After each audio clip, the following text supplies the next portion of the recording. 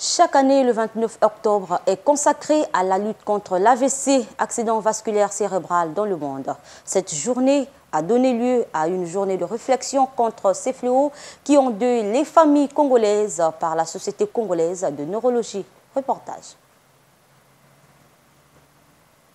Épidémiologie de l'AVC, diagnostic et traitement de l'AVC chez l'adulte et chez l'enfant, aspects psychosociaux de l'AVC, cœur et AVC, autant de thèmes abordés à l'occasion de cette journée scientifique organisée dans le cadre de la célébration de la journée mondiale contre les accidents vasculaires cérébraux par la Société congolaise de neurologie à l'hôpital général de Ngoyo.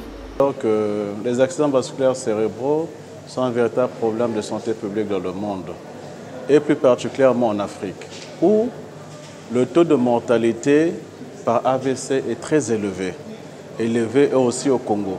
La prévention ne s'arrête pas que dans les hôpitaux, elle ne s'arrête pas que dans les médias, mais il faut aller vers la population.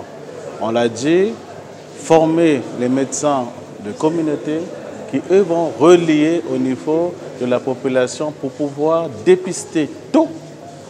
Plus on dépiste tôt ces facteurs de risque, notamment l'hypertension artérielle qui est le chef de file, plus on le dépiste tôt, plus on le prend en charge, nous allons réduire drastiquement le nombre de survenus de ces accidents. Parce que nous ne devons pas attendre dans les hôpitaux que les malades arrivent, c'est-à-dire qu'ils ont déjà fait leur AVC, mais nous devons agir en aval, c'est-à-dire en encourageant, en sensibilisant la population à pratiquer une activité physique, à réduire la consommation de sel, à réduire la consommation d'alcool, arrêter le tabac, à avoir une alimentation saine et rigoureuse.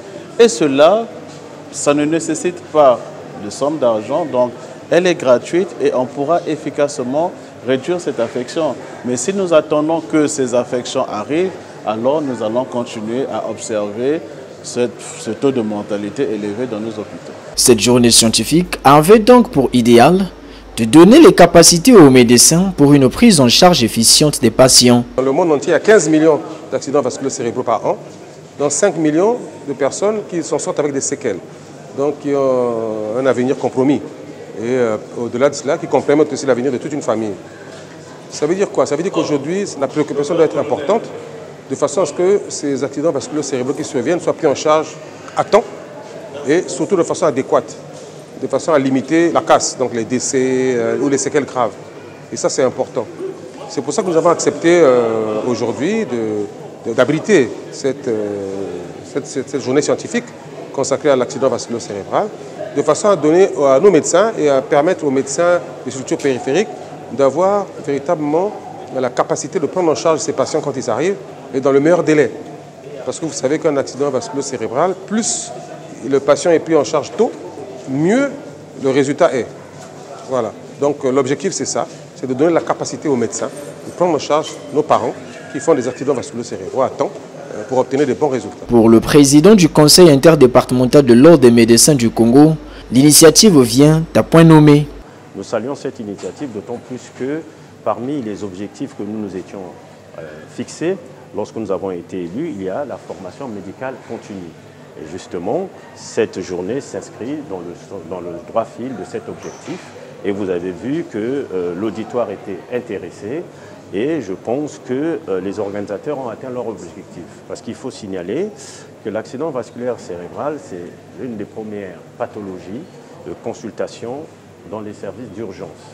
Et l'accident vasculaire cérébral constitue aujourd'hui dans notre pays, mais pas que dans notre pays, dans le monde entier, mais dans notre pays également, un problème de santé publique. Dès lors que cela constitue un problème de santé publique, il est important que les pouvoirs publics, que les acteurs que nous sommes, puissions intervenir de façon à inverser, à stopper la tendance.